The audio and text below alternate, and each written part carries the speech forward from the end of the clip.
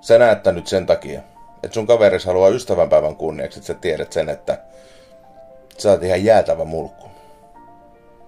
Mut semmonen oikeanlainen mulkku. Semmonen, joka kutittaa just oikeasta kohdasta. Semmonen, joka ei hätkähä, jos sille soittaa vastapuhelun brasilialaisesta vankilasta. Semmonen, joka ei epäröi, jos sitä pyydetään öiselle lapioretkelle, hiekkamontuille niin, että tästä keikasta ei koskaan voi enää puhua kenenkään kanssa. Semmonen, jolle voi näyttää, jos oma pissivärkki on vaihtanut värinsä Pride-lipuhenkeä. Kaikilla pitäisi olla semmonen kaveri. Semmonen ystävä. Hyvää ystävänpäivää. Pysy ystävänä tämän päivän jälkeenkin. Koska te olette vittumaisia vihamiehiä.